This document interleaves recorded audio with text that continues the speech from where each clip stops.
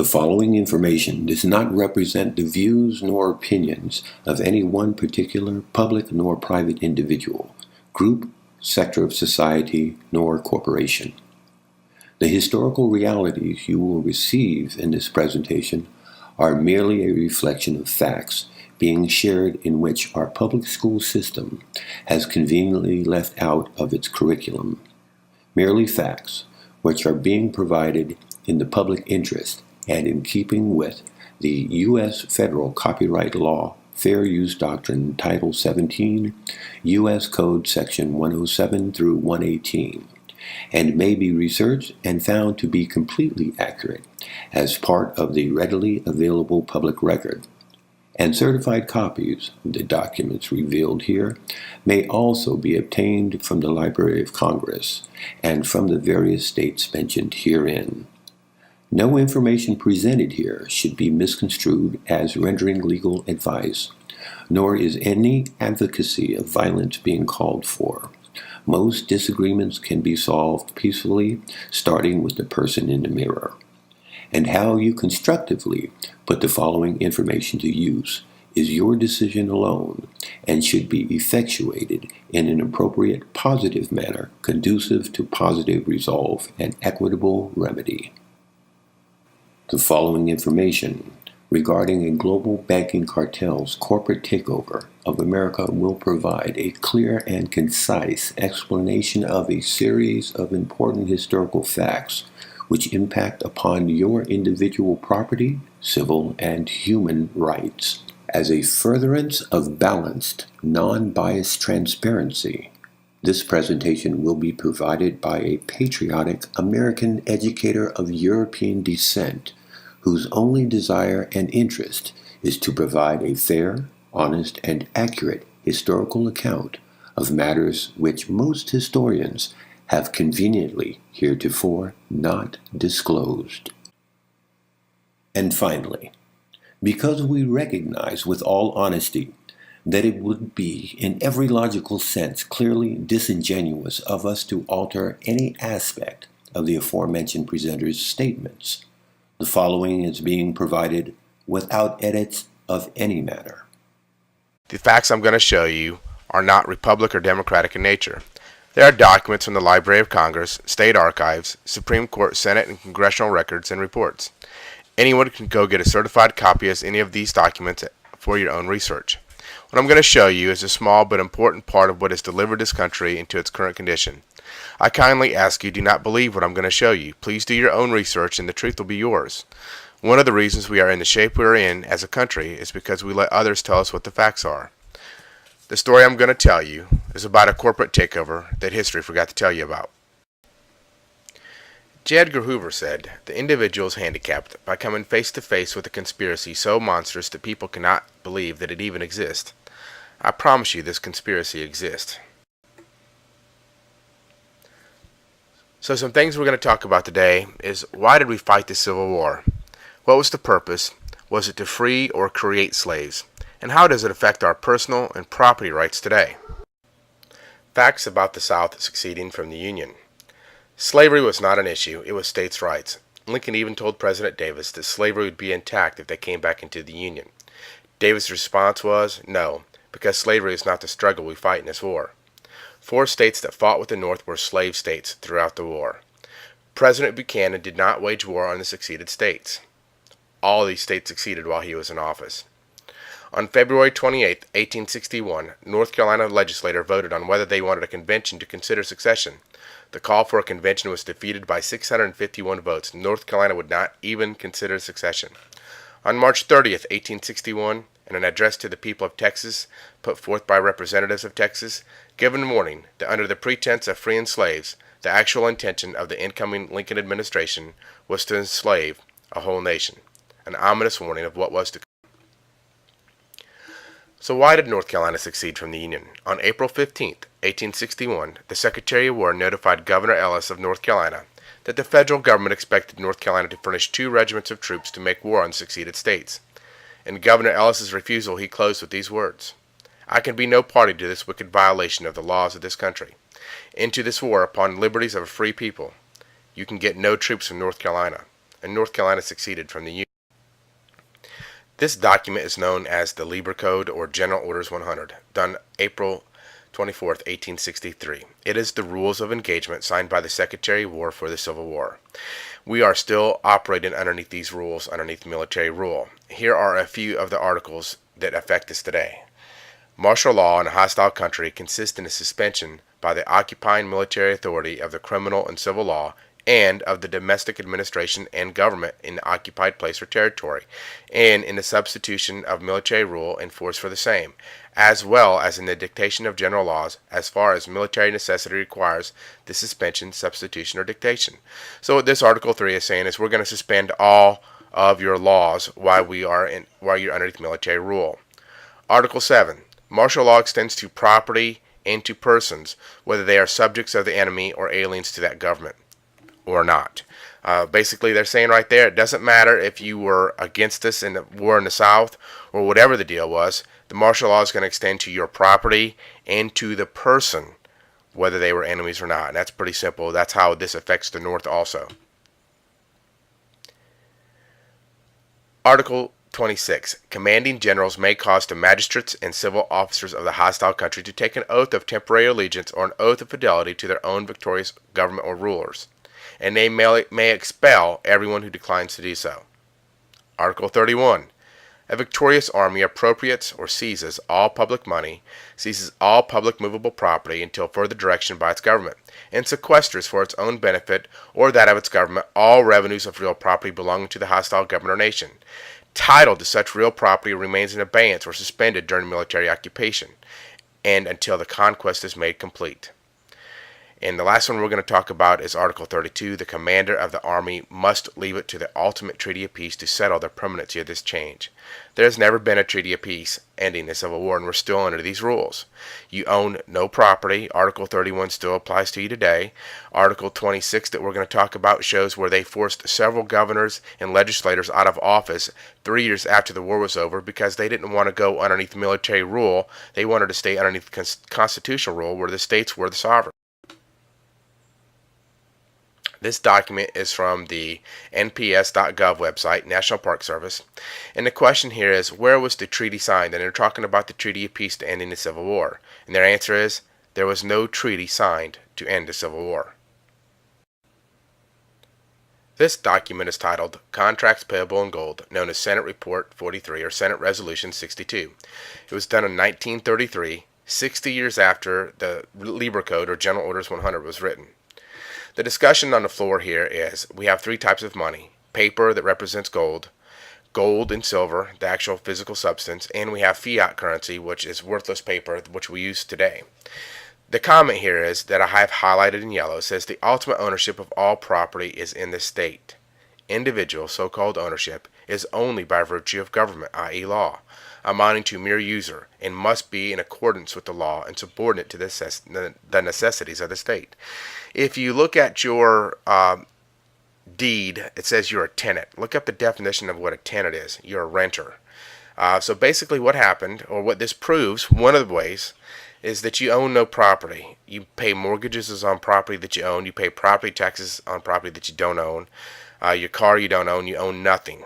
And when they say the ultimate ownership of all properties in the state, they mean that. That's how they can seize your property anytime they want to. It's really theirs and you're just using it.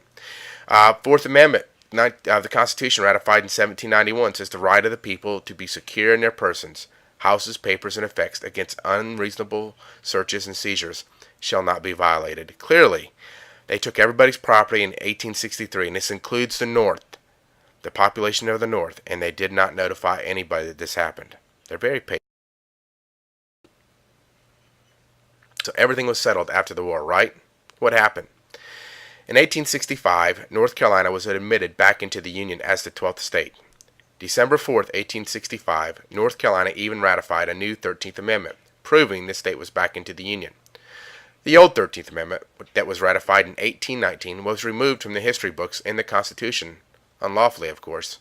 It said, if any citizen of the United States shall accept, claim, receive, or retain any title of nobility or honor, such person shall cease to be a citizen of the United States, and shall be incapable of holding any office or trust, profit under them, or either of them. An example here is Esquire. Let's look at the original archive certified copy of the 13th Amendment. Came from the Texas State Library in 2009. And this is actually a certified copy of Virginia's Constitution along with the Constitution of the United States. And on this page right here you can see Article 13, which says exactly what I just read you. So, let's look at what an esquire is, which is an attorney. Bouvier's Law Dictionary, 1856. Esquire, a title applied by courtesy to officers of almost every description, to members of the bar, and to others. Okay, it is a title next above that of a gentleman and below a knight. Now, most of you don't really understand this because we just weren't taught it properly in school, but there are no titles in this country because everybody was a king. That's what a sovereign is. We were kings on the land.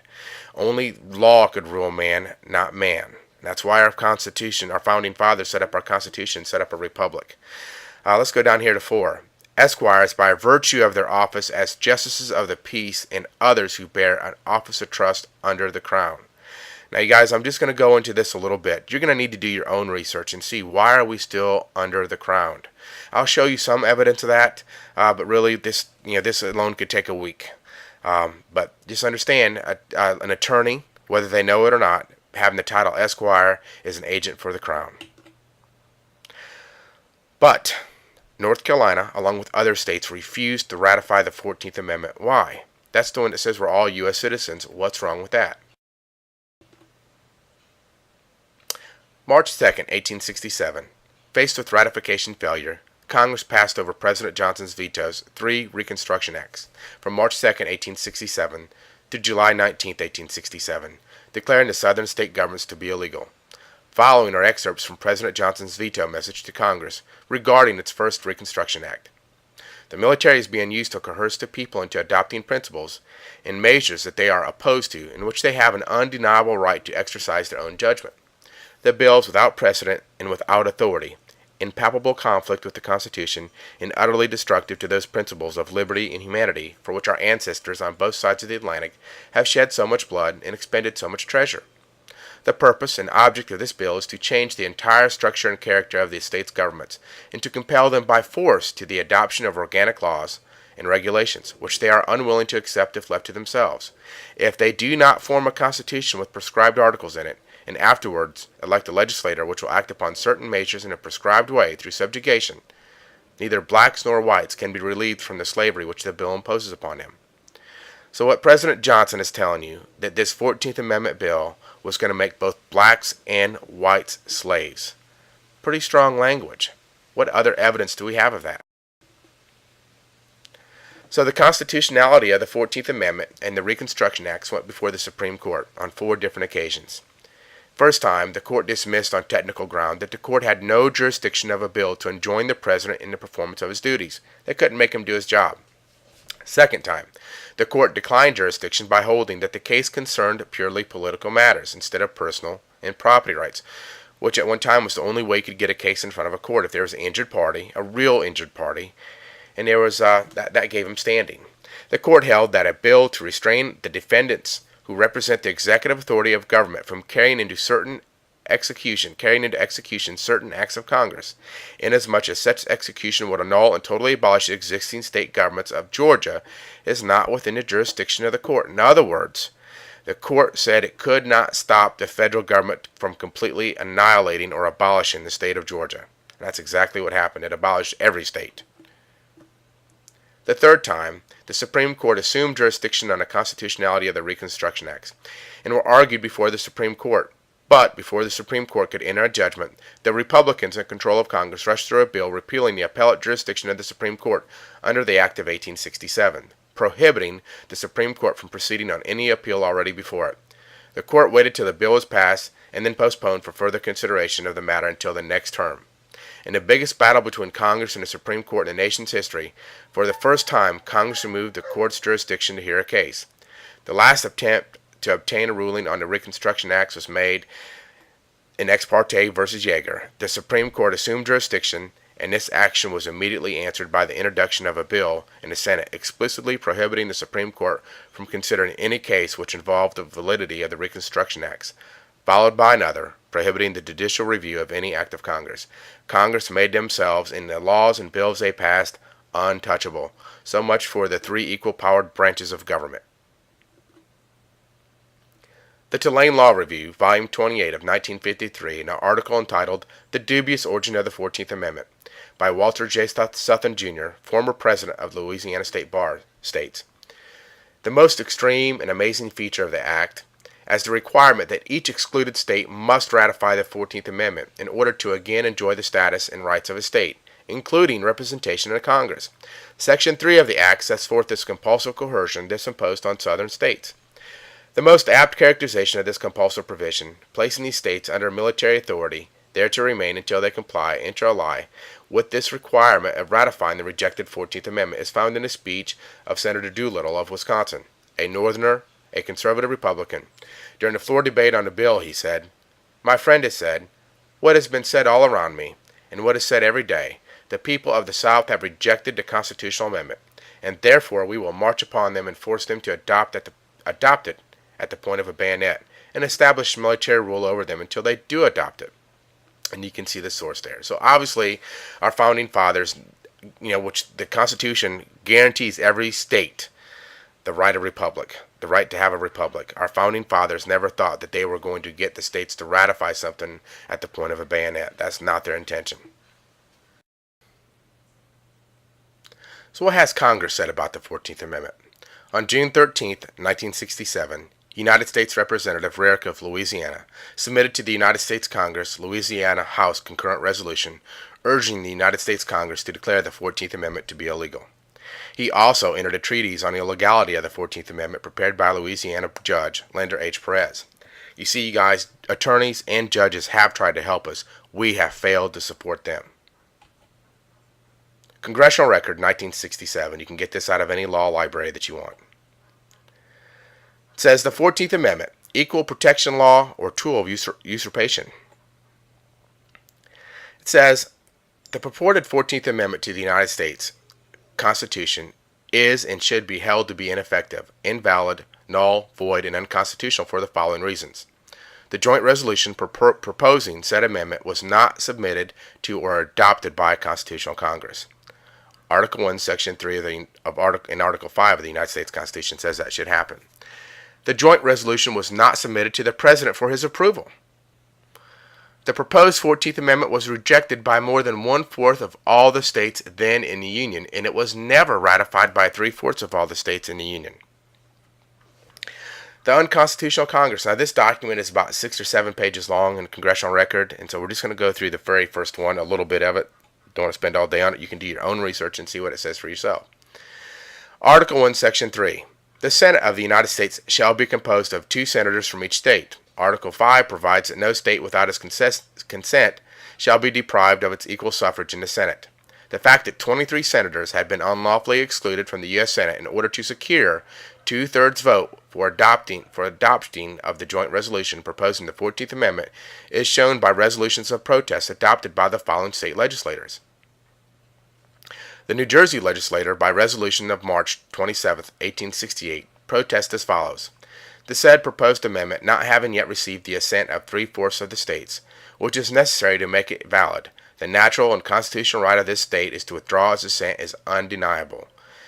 That it being necessary by the Constitution that every amendment to the same should be proposed by two-thirds of both houses of Congress, the authors of said proposition for the purpose of securing the assent of the requisite majority determined to, and did exclude from the said two houses 80 representatives from 11 states of the Union, upon the pretense that they were no such states in the Union. Now, you guys got to remember, this is 1867, or the 14th Amendment was done in 1867. The states came back into the Union in 1865. The war was over. North Carolina was back into the Union by December 1865. So they were into the Union. They voted and ratified the 13th Amendment. But now all of a sudden they're no longer in the Union because they weren't going and playing the same game that White House or Washington wanted them to play. So how did the Reconstruction Act affect North Carolina? It actually affected every state in the Union at the time, and it affected 7 other states about the exact same way that it affected North Carolina as far as the governors being forcibly removed. So let's look into it a little bit. From 1865 until his removal in 1868, Governor Jonathan Worth fought against programs of Reconstruction emerging from Washington, D.C. He loathed the 14th Amendment in the Reconstruction Act passed in early 1867, which provided for military rule, a new state constitution, and elections to replace the existing government. On June 30th, 1868, General Canby of the United States Army issued General Orders 120, which states in part, to facilitate the organization of a new state government, the following appointments are made. To be Governor of North Carolina, W. W. Holden, Governor-elect. Vice Jonathan Worth, removed. To take effect July 1st, 1868, on the meeting of the General Assembly of North Carolina. Now remember in the Lieber Code where it says that if you don't want to take an oath to our new government, we can take you out of office, and that's exactly what they've done. And this is proof of it right here. Here is a archive certified copy of General Orders 120. You can get it on the second floor of State Archives of North Carolina. His response. In a letter dated July 1st, 1868, Governor Jonathan Worth surrendered the government of North Carolina to W. W. Holden under what he deemed military duress during a time of supposed peace. The letter states in part, yesterday morning I was verbally notified by Chief Justice Pearson that in obedience to a telegram from General Canby, he would today at 10 a.m. administer to you the oaths required preliminary to entering upon the discharge of duties of the civil governor of the state, and that thereupon you would demand possession of my office. I intimated to the judge my opinion that such proceeding was premature even under the Reconstruction legislation of Congress, and that I should probably decline to surrender the office to you. I do not recognize the validity of the late election under which you and those cooperating with you claim to be invested with the civil government of the state, and you have no evidence of your election, save the certificate of a Major General of the United States Army. I regard all of you as, in effect, appointees of military power of the United States, and not as deriving your powers from the consent of those you claim to govern.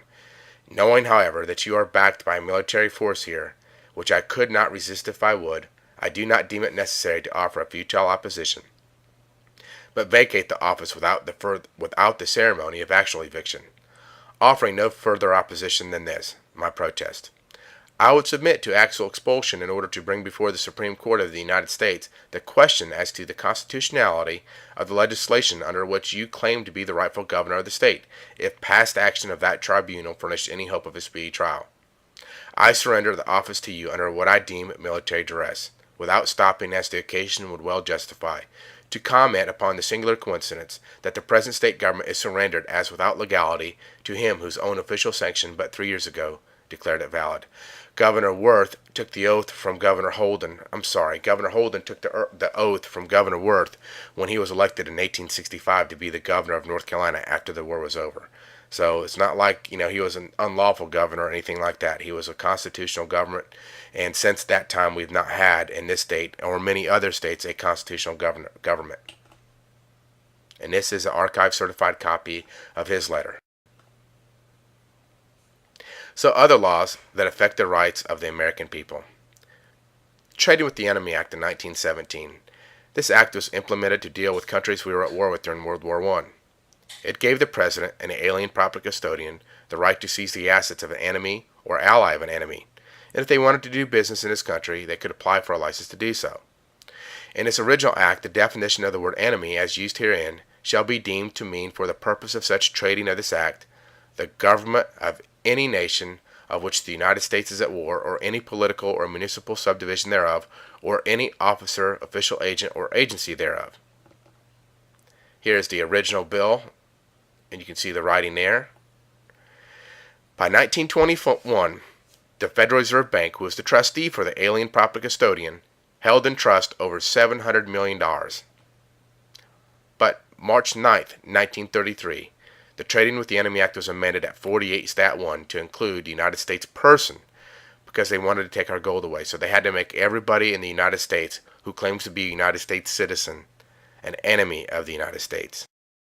Let's look at that law. This is 48 Stat 1.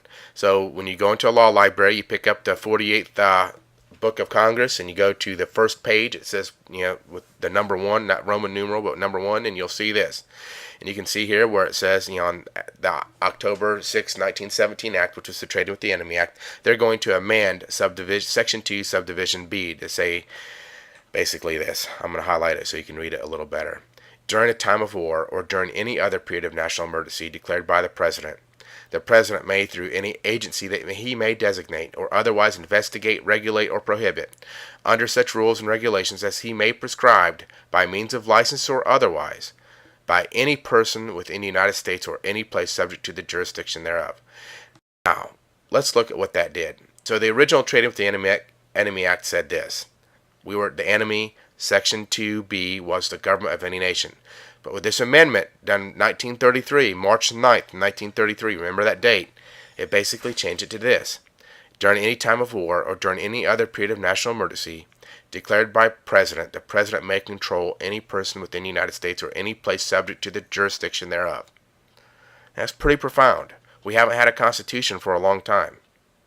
Let's look and see if there's any evidence. How do we know that these evidence affected people? First, Downs versus Bidwell, 1901. So this is before the Trading with the Enemy Act was ever done, but after the Civil War. The dissenting opinion of Justice Marshall Harlan states, two national governments exist, one to be maintained under the Constitution with all its restrictions, and the other to be maintained by Congress outside and independently of that instrument, which is what we see today. The only people that are subject to the Constitution now are the Congress, senators, and president, if really anybody, but they are a party to it. We're not. Senate Report 93-549 states the United States has been underneath dictatorial control since March 9th, 1933. Let's look at this Senate report for a minute. This is the first page, done in 1973. You can go get it online. You can get it from a law library, Library of Congress, wherever you want to. The Senate does a report on the emergency power statutes every 2 years. The last one was in 2008. And they say all the same thing. They don't have the language in them that this one has in it, but they all say the same thing. So let's look at it. This is the foreword to the Senate report. It says, since March 9th, 1933, the United States has been in a state of declared national emergency. These proclamations give force to 470 provisions of federal law. In other words, because we're in a state of national emergency, the federal law now exists that would not normally exist if we were just citizens of our state and not considered enemies of the United States of America. These hundreds of statutes delegate to the President extraordinary powers ordinarily exercised by Congress, which affect the lives of American citizens in a host of all-encompassing manners. The vast range of powers taken together confer enough authority to rule the country without reference to normal constitutional process. Without reference to any constitutional process. If it's not normal, it's not a constitutional process. Under the powers delegated by these statutes, the President may seize property, organize and control the means of production, seize commodities, assign military forces abroad, institute martial law, seize and control all transportation and communications, regulate the operation of private enterprises, restrict travel, and in a plethora of particular ways control the lives of all American citizens. There is no present need for the United States government to continue to function under emergency conditions. That's just in the foreword of the report. Let's look at the first page of the report. Very first page, very first paragraph. A majority of the people of the United States have lived all their lives under emergency rule. For 40 years, freedoms and governmental procedures guaranteed by the Constitution have in varying degrees been abridged by laws brought into force by states of national emergency. The problem of how a constitutional democracy reacts to great crises, however, far tendates or goes way beyond the Great Depression. As a philosophical issue, its origins reach back to the Greek city-states and Roman republics. And, in the United States, actions taken by the government in times of great crisis have, from at least the Civil War, in important ways shaped the present phenomenon of a permanent state of national emergency. Civil War, they're talking about the Lieber Code, or General Orders 100, that put us underneath military rule and have kept us there. So you look back at what this report is saying. It says it can control and regulate private industry. Before 1933, you did not have to have a license to operate a business, to operate a vehicle, to build a house. You know, if you look up what a license is, it is because you are incapable of doing so. And the original Trading with the Enemy Act, and the Trading with the Enemy Act that you're now a part of, in order to continue to do business in this country, they made all the original 1917 countries we were at war with get licenses so that they could monitor those countries and making sure they weren't sending profits back from the businesses that they were doing here in North America or in the United States. They weren't sending those profits back to Germany so they could use that money to wage war against the United States. Well, now, because we've been added to the Trading with the Enemy Act, now they can keep a complete eye and control us in every way, just as this Senate report says. So when you think your politician or your judge or anybody is innocent, that they don't know what's going on, like I said, they do these reports every 2 years, and ignorance of the law is no excuse. They certainly hold you to it. So we've looked at some of the fraud on the federal laws that are only in existence because we were classified as an enemy. And we've seen that the 14th Amendment was never lawfully passed. Did they ever properly pass those 470, which now are well over 500, federal laws that affect us today? This letter is from the desk of Harley G. Lappin. He is the director of Federal Bureau of Prisons. I'm going to zoom it in here so you can look at it. It's done July 27th, 2009. It says, attention all department heads. There has been a large volume of inmate requests for administrative remedies questioning the validity of the Bureau's authority to hold or classify them under Title 18. On the claim that Public Law 8772 was never passed or signed in the presence of a quorum or majority of both houses of Congress, as required by Article 1, Section 5, Clause 1 of the Constitution. Although most courts thus far have relied on Field v. Clark to avoid ruling on the merits of these claims, however, there have been some which have stated they were not bound by the Field case. But those cases did not involve a quorum clause challenge. So out of abundance of caution, I contacted the Office of Legal Counsel, the National Archives, and the Clerk of House of Representatives to learn that there is no record of any quorum being present during the May 12, 1947 vote on H.R. 3190 bill. And in the House, and the record is not clear as to whether there is a Senate vote on H.R. 3190 bill during any session of the 80th Congress. So what he's saying is he's done his own research and found out that all these inmates were right. There has never been a proper form or quorum in place to pass this law properly, so it's not a valid law. He goes on to say there's only one Supreme Court case that says in order for any bill to be valid, the journals of both houses must show that it was passed in the presence of a quorum, and he gives you the case there. The Clerk of the House states that the May 12, 1947 vote was a voice vote. But the parliamentarian of the House states that a voice vote is only valid when the journal shows that a quorum is present, and that it's unlawful for the Speaker of the House to sign any enrolled bill in the absence of a quorum. On May 12, 1947, a presence of 218 members in the hall of the House was required to be entered into the House in order for the 44-member 38-6 voice vote to be illegal. In other words, out of the 218 members that were supposed to be there, only 44 showed up. The rest of the people did not want to sign that bill because they knew it was an unlawful bill, making the United States people enemies and subject to the federal laws. It appears that the 1909 version of the Federal Criminal Code has never been repealed. In other words, since the new Title 18 hasn't been passed, the only true federal version that is in existence today is the 1909 version. He goes on to say, therefore, in essence, our only true authority is derived from the 1948 predecessor, which again is referring to the 1909 version. Although adjudication of the constitutionality of congressional enactments has generally been thought to be beyond the jurisdiction of federal administrative agencies, this rule is not mandatory. So, although he knows it's fraud, they don't have to rule on the fraud. They don't have to hear or allow people to get out of the fraudulent jail. According to the Supreme Court in the case Thunder Basin Coal Company versus Reich, therefore the Bureau, under the advice of legal counsel, feels that it is the best interest of public safety to continue addressing all these administrative remedies requests by stating that only Congress or courts can repeal or declare a federal statute unconstitutional. You guys, the people that go to the jail for IRS issues, all the different frivolous things that people go to jail for, most of them all are under Title 18 and they're all fraud. That's just the facts. And this is somebody in government that has done his own research.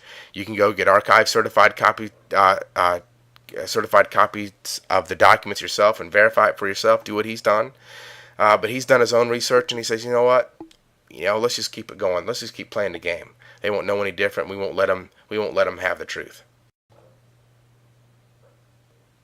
So a review of events that took away your God-given rights. 1861, Congress was adjourned sine die, which means without assigning a day for a further meeting, and Lincoln could not legally reconvene Congress. In 1863, the Libra Code was established, giving the government the ability to take away your property and your rights, and putting the country underneath military rule or martial law. In 1867, the 14th Amendment was added to the U.S. Constitution, but was never ratified by a constitutional Congress or presented to the President of the United States to be signed into law.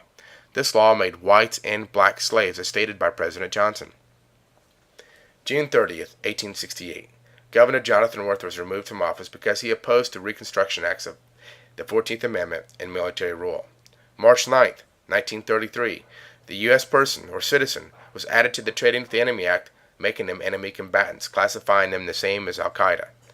April 5th, 1933, Executive Order 6102 was given, making it illegal for a U.S. citizen to own gold. April 17th, 1933, Senate Doc 43 says, it doesn't matter how we pay for things because the state owns it all anyway. 1948, Title 18 was never lawfully passed by Congress or Senate, making Title 18 null and void and without effect. So how did the Constitution structure our government? Ben Franklin was asked, what kind of government do we have? He said, a republic if you can keep it. Article 4, Section 4 guarantees to every state in the Union a republican form of government. What is a republic? Republic is Latin for a public thing, and the public thing was law, and it was God's law. What is a democracy? When I was doing my research, I came across this cartoon, and I think it sums it up the best. The squirrel says, I think a democracy is the best possible political system. The raccoon says, you're dope, and the fox says, that's great. The raccoon says, who supports a new law that all present squirrels should be eaten by a fox and a raccoon? The fox and raccoon vote, and the majority is a majority. The squirrel tries to veto, but majority rule or mob rule means the law does not apply. The majority of the people can do what they want to do, and the minority just have to go along with it. The squirrel now doesn't think a democracy is the best political system. In a republic, the squirrel would have been protected by the law, and the raccoon and the fox could not have voted on eating the squirrel. Plato said, a democracy passes into despotism, which is a form of government which a single entity rules with absolute and unlimited power. Karl Marx said, democracy is the road to socialism. We started being called a democracy in around 1913 by President Woodrow Wilson. He said the American people are unable to make good decisions for themselves, so the government needs to be able to make those decisions for them. Now, I'm not a fan of Wilson, and I don't agree with him on anything. But I will say this. I don't think he was very far from the truth when he said that. The people decided to stop ruling themselves and started asking for others to rule them for them. So how is the power divided in the government to protect the republic? We're supposed to have 3 branches of government, each with equal power: the executive, legislative, and judicial. This is from the .gov website. What power does the executive branch have? They control agriculture, commerce, defense, education, energy, homeland security, justice, state, interior, treasury, transportation, veterans affairs. They control everything. There's nothing that the president does not appoint to the office and control their job. So it is their policy that is created. What power does the legislative branch have? They control their websites and their leadership, and that's pretty much it. Does the legislative branch have any control of anything of importance when the president can issue an executive order and do whatever he wants without approval of the House of Representatives, without your approval? So it doesn't really matter what power they have. The president just issued an executive order, which is unconstitutional. First one was done by Abraham Lincoln, so he could reconvene Congress. So it's completely unconstitutional and can only be done because we're now a military. What power does the judicial branch have? Doesn't matter. Congress will just pass a law restricting the courts from hearing any arguments it doesn't want the court to hear. They've certainly done this in the past. The president controls the Justice Department, so he controls what actions are going to be prosecuted in the courts. So let's look at who's working against the American people. We understand a little bit about what has been done to us, and that's just the tip of the iceberg. There's a lot more, but that should give you a pretty good color picture of what's going on. Now we need to find out who exactly is the enemy. The corporate federal government, When I say the Queen, I mean the Crown, the Federal Reserve, the IRS, lawyers, and unions are just to mention a few. And before we have any knee-jerk reactions, I'll say there are some lawyers out there and people who work for unions that are good people, and they don't know any different. They're being played, and we'll show you a Senate report that proves it. So there's a lot of good people out there that are playing. They're trying to do good things, but they work for bad people, and they don't understand what they're doing because they're not taking the time to investigate it. So how's the Queen involved?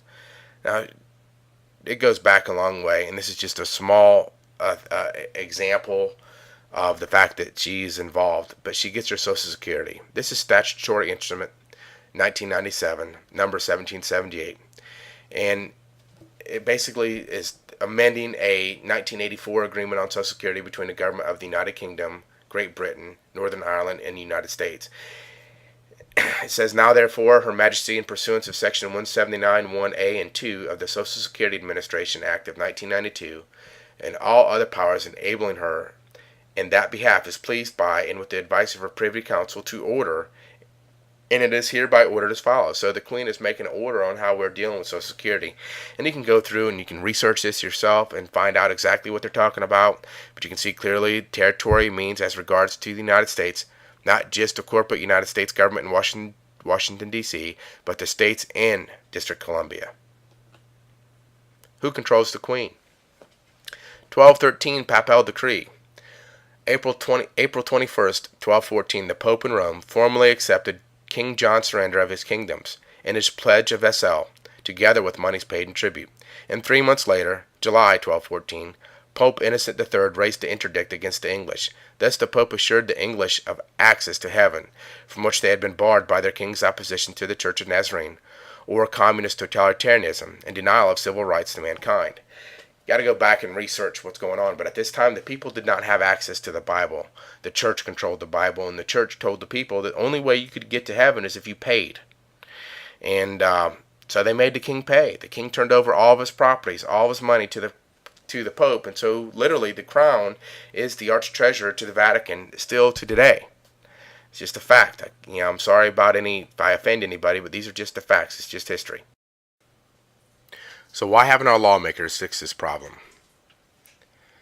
This cartoon is a pretty accurate depiction about exactly what happens in Washington, D.C. First of all, when a congressperson or a senator gets elected into office, the first thing they have to do, or they're told to do by their party, is they need to raise money. So they spend the majority of their day, even senior congresspeople and senators, spend the majority of their day trying to raise money for their party.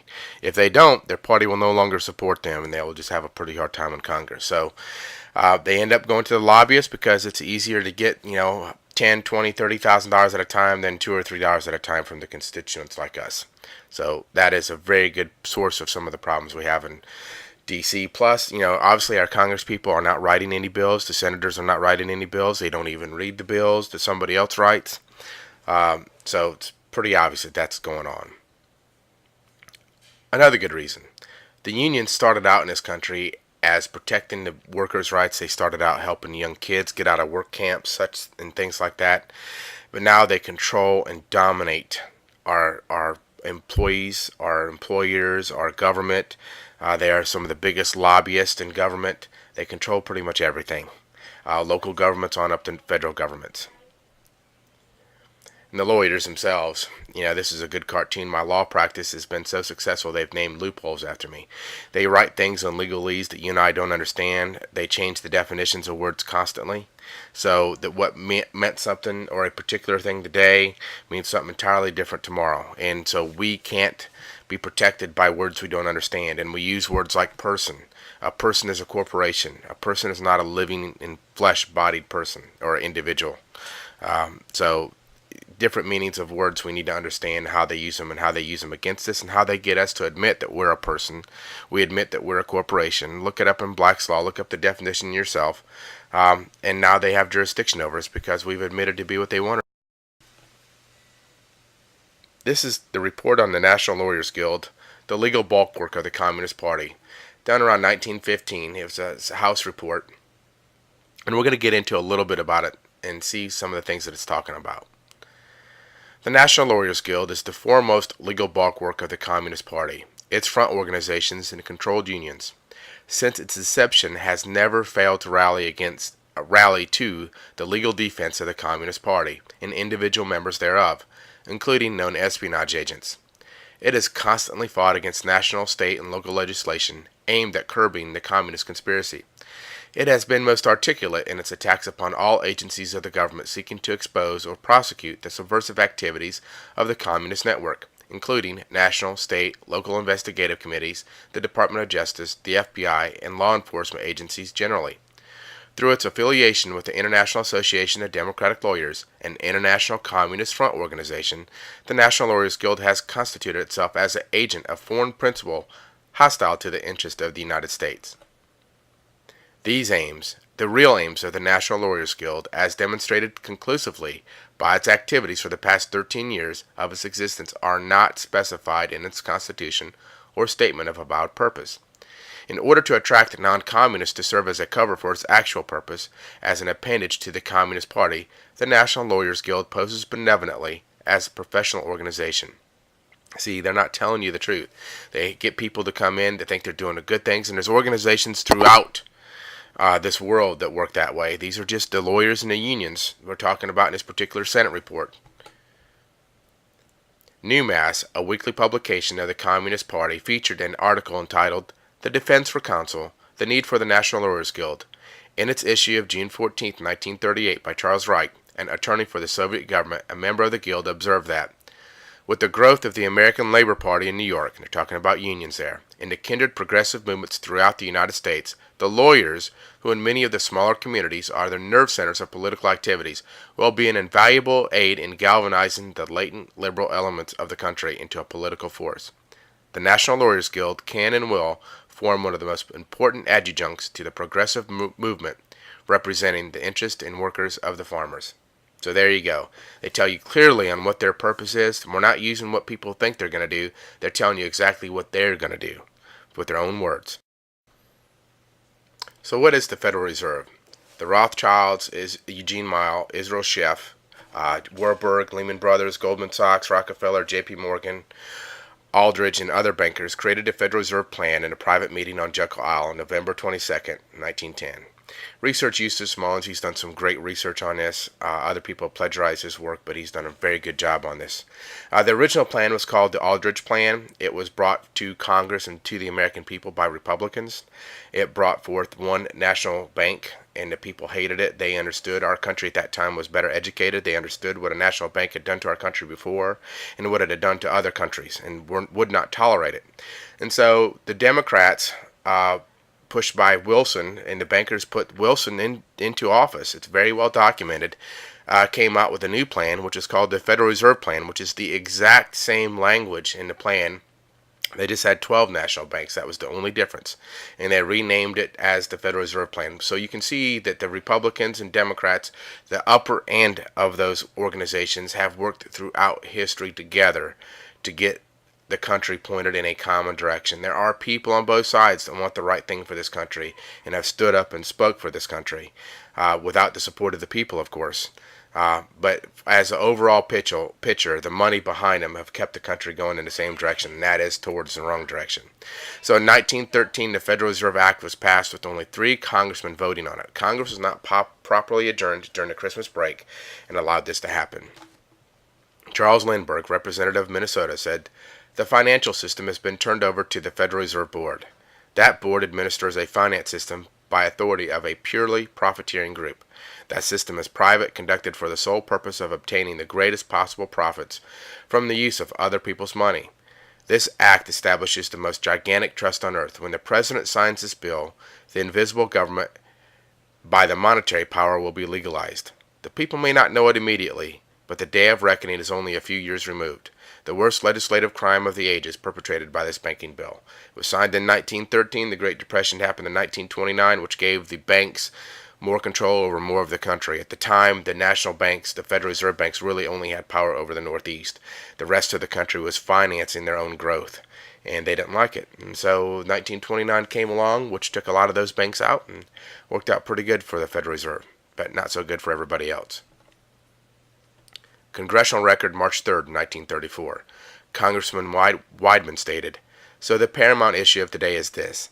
Shall the government of the United States be run for the benefit of the international bankers, or shall the citizens of the United States be given the right to life, liberty, and the pursuit of happiness? Shall we replace the Statue of Liberty with a golden statue erected to the god of greed? Shall we forget that the only time our Savior used force was when he drove the money changers from the temple? Let us reestablish the principle that we all believe in, that all men are entitled to the right to work, to own their own homes, and to reap a just reward for their labors, and to enjoy nature's sunshine as God intended. We owe it to our children that we shall not depart and leave them in a condition of bondage and slavery to organized greed and gold. Court case Lewis versus the United States. It was a case where Lewis was hit by a Federal Reserve vehicle. He sued the United States for damages, and the court said the Federal Reserve Bank is privately owned. We conclude that the reserve banks are not federal instrumentalities. They're no different than Federal Express. So how is the government using your taxes? This is the Grace Commission report done in 1984. Ronald Reagan, when he came into office, wanted to find a way to save the American people money, and so he commissioned Peter Grace to look into taxes to see how he could save people money on their income taxes. This is part of his response. Mr. President, you have been so correct in resisting attempts to balance the budget by increasing taxes. The tax load on the average American family is already at counterproductive levels, with the underground economy having now grown to an estimated $500 billion per year, costing about $100 billion in lost federal tax revenues per year. The size of the underground economy is understandable when one considers that median family income taxes have increased from $9 in 1948 to $2,218 in 1983, or by 246 times. This is runaway taxation at its worst. 1/3 of all their taxes is consumed by waste and inefficiency in the federal government, as we have identified in our survey. Another 1/3 of all their taxes escapes collection from others as the underground economy blossoms in direct proportion to tax increases and places even more pressure on law-abiding taxpayers, promoting still more underground economy, a vicious cycle that must be broken. With 2/3 of everyone's personal income tax wasted or not collected, 100% of what is collected is absorbed solely by the interest on the federal debt and by the federal government contributions to transfer payments. In other words, and these are his words, in other words, all individual income tax revenues are gone before one nickel is spent on the services which taxpayers expect from their government. So the IRS is a private debt collector for the private entity known as the Federal Reserve. Who is the IRS? The GAO, or the Government Accounting Office, has the IRS listed as a foreign corporation. The 1954 Army Handbook has the IRS listed as a foreign debt collector. That's all they are. But yet we give them all the energy and credence in the world because we fear them, the little man behind the curtain. This is a copy of the Grace Commission report. So is the government trying to protect us or control us? This is National Security Study Memorandum, also known as the Kissinger Report. It was done in 1974, declassified in 1989. It's about a 130-page report. We're just going to talk about a couple different little things in it, but you need to read the report in its entirety so you understand exactly what your government's trying to do for you or to you. Section 28, World Policy and Programs in the Population Field should incorporate two major objectives. A. Actions to accommodate continued population growth up to 6 billion by the mid-21st century without massive starvation or total frustration of developmental hopes. B. Actions to keep the ultimate level as close to possible as 8 billion rather than permitting it to reach 10 billion, 13 billion or more.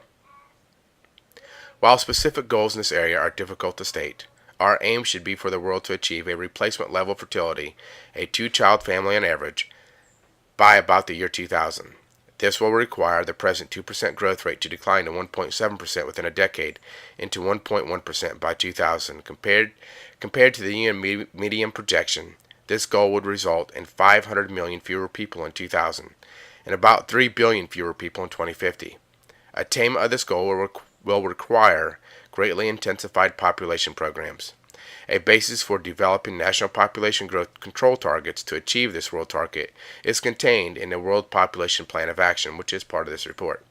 The World Population Plan of Action is not self-enforcing and will require vigorous efforts by interested countries, UN agencies, and other international bodies.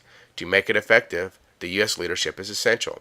So let's look at some of the topics they talk about in this report. Chapter 5, Implications on Population Pressure for National Security. They want to make sure we don't have too many people who could harm national security.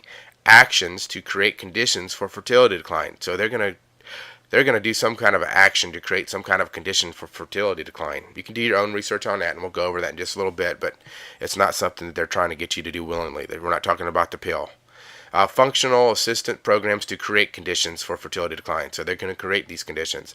Food for Peace program and population. That part of the report talks about how they were going to work with these third world countries and basically use food to control whether or not they were going to put certain things in place so that they could start getting their population in control.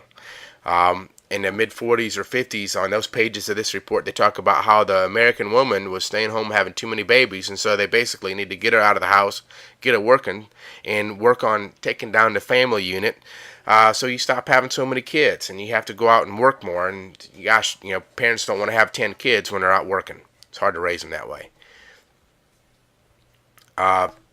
Research to improve fertility control technology. Let's look a little bit at a few things that may be related to this. ATSDR, Agency for Toxic Substances and Disease Registry. This is on fluorides, hydrogen fluoride, and fluorine. Some of this is what you find in your water, toothpaste. You shower in it, you drink it constantly. Let's look at how fluoride, hydrogen fluoride, and fluorine may affect my health. In adults, exposures to high levels of fluoride can result in denser bones. However, if exposure is high enough, these bones may be more fragile and brittle, and there may be a greater risk for breaking bone. In animals, which we are, a version of an animal, exposure to extremely high doses of fluoride can result in decreased fertility in sperm and testes damage. This is by the U.S. Department of Health and Human Services. This next one is on the National Autism. You can get it off their website. And I'm not going to say this right. I'm not a professional speaker. I'm not going to claim to be, but thimerosal is an inorganic mercury compound that is metabolized to ethylmercury and thiosilicates and has been present since the 1930s as a preservative in some vaccines and pharmaceutical products to prevent bacterial and fungal contamination. So let's look what that is. The facts. Mercury is hazardous to humans. The use of toxic poison as a preservative is undesirable, unnecessary, and should be eliminated entirely. The United States is in the midst of a tragic epidemic of autism.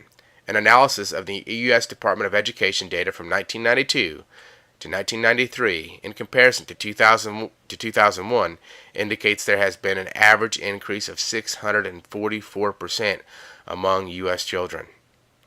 Now, if you go through and read this report, it's not that the numbers didn't increase because they got better at reporting it or anything like that or diagnosing.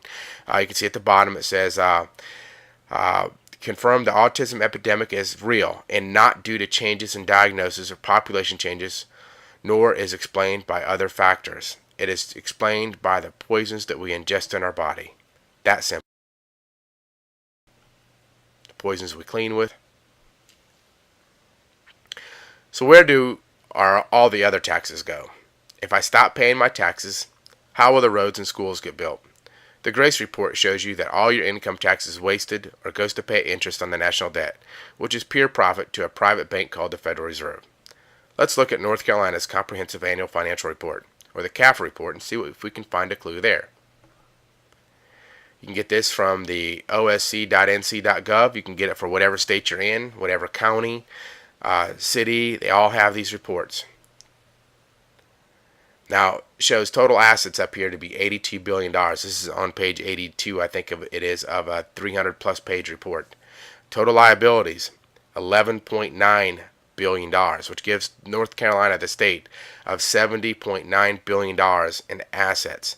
There's a YouTube video out there of an Oregon congressperson on the floor raising Cain in his state because they're trying to raise taxes, and he just found his CAFR report for the first time and realized there was over $4 billion in cash that was unallocated that they could use for what they wanted to do. But that's not what they want to do. They want to raise taxes. And the reason why they want to raise taxes is to keep you working and to keep you better controlled. To get more information on this, you might want to go to Walter Buren's site, which is CAFR1.com. It's got a lot of good information on it. Now we're going to talk about how our banking system works. First, I want you to understand that our current monetary system is based on debt. This is a Federal Reserve note. Note means debt instrument or promise to pay. You cannot pay debt with a debt no matter how hard you try.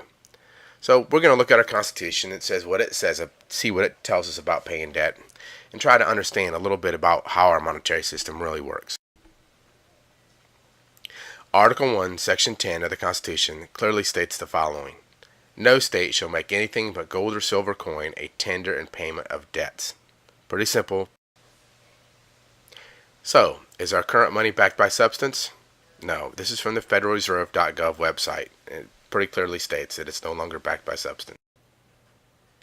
So, are the states violating the Constitution?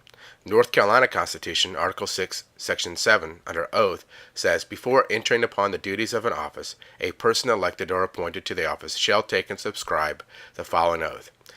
They solemnly swear or affirm that they will support and maintain the Constitution and the laws of the United States, and the Constitution and the laws of North Carolina, not inconsistent therewith.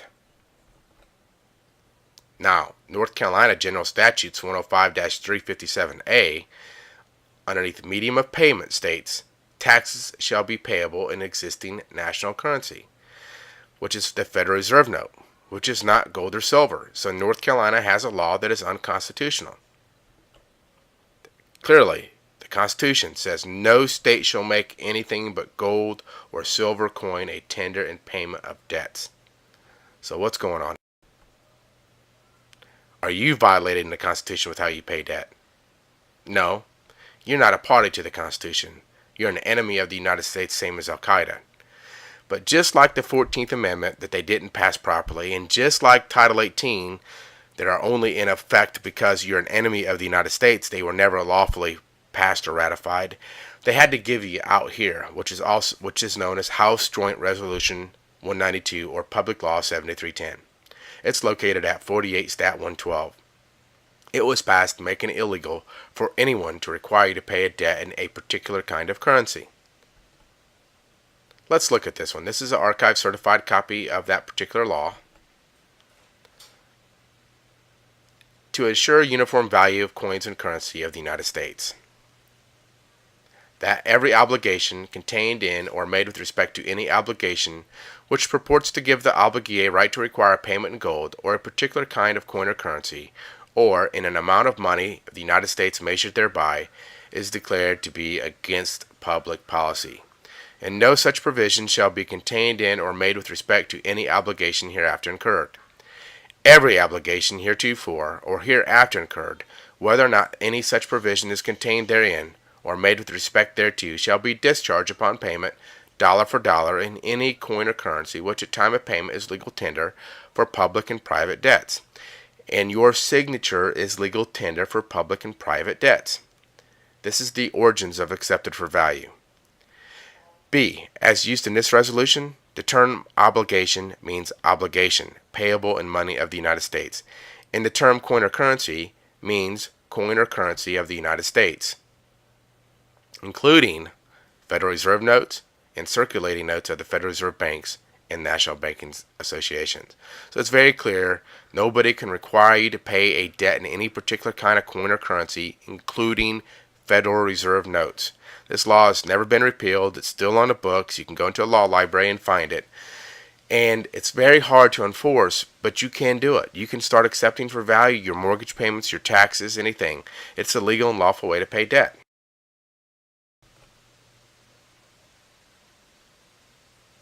So let's talk about how money is created. First, Congress votes to increase the federal debt by, let's say, $1 billion, and instructs the United States Treasury to write an interest-bearing bond for $1 billion. The Treasury offers the bond to the Fed against the taxpayer's ability to pay. This is what a bond looks like. This is a 30-year bond at 7.58% interest. So technically, Congress is telling Treasury to sell you into slavery to a private bank called the Federal Reserve. Congress is saying, hey, now Congress has the right to make money. They can print money. It's in the Constitution. They can do it. But they don't have the right to delegate that authority to somebody else. And that somebody else does not have the right to charge authority or usury, interest or usury against it. So Congress literally is saying, hey, yeah, print more money. We'll get these people to work and pay off the interest for you. The U.S. Constitution, the 13th Amendment, says neither slavery nor involuntary servitude shall exist within the United States or any place subject to their jurisdiction. Pretty clearly there's some involuntary servitude there. We're paying interest to a private group of bankers that we don't want to, that we don't need to, that's not necessary for. So let's look and see how this works. This is a birth certificate, but it works the same way as it would if it was a car or a house. When you go buy a new car, you or the dealer sends the manufacturer's certificate of origin to the DMV, and now your state's DMV, along with the county that it's registered in, knows that it's got a new vehicle that's going to start paying taxes. Technically, you're going to pay taxes, but that vehicle is going to generate more income for them. They place all these new assets on a ledger and sell bonds against them. So just like a hospital, if they were going to build a hospital, they would put a business plan, say it's going to make this much money. They'd go to the public and say, would you like to buy these bonds? It'll pay you this much interest. And people, yeah. So they buy the bonds. They finance the building of the hospital. They buy the future profits of that hospital, what they think is going to make, what they think that hospital is going to make. And everybody wins. The people earn interest, and the bank or the city doesn't have to go borrow money from a bank to build the hospital. Well, that's the same way the birth certificate works. Now the state knows it's going to have a new income-producing asset when it turns 18 or 16. They keep track of it because you fill out a Social Security form that was completely voluntary. If you go back and look at the rules, you never had to have one. You still don't have to unless you want a bank account or drive or do anything like that. But you never had to have one, and they track your entire school, work, and everything through this. Big brother keeping an eye on you. Then you fill out this W-4, which is an employee withholding allowance certificate. Now, I'm not going to tell you what to do about taxes, but you need to look up the laws, what an employee is. An employee is somebody who works for the government. What is income? Income is profit. If I had a cell phone or something that I bought for $20 and sold it for $40, the $20 that I made on it is profit. If I went out and worked and traded my labor for that $20 cell phone, that's the equal exchange of value. Somebody thought my labor was worth $20, and I thought that phone was worth my labor, and so we made an equal exchange. And that's what we did. No income. So, number 3, the Fed buys the bonds by simply creating a bookkeeping entry for $1 billion to credit the government's checking account. They just created a digital book entry. They don't transfer gold. There is no gold. They don't do anything. They just hit the button and voila, there's $1 billion for them. The Treasury now writes checks against the created credit. These checks are dispersed throughout the country, endorsed by recipients, and deposited into banks. The banks send the Treasury checks to the Fed to be cleared. The Fed debits the Treasury's account with credits.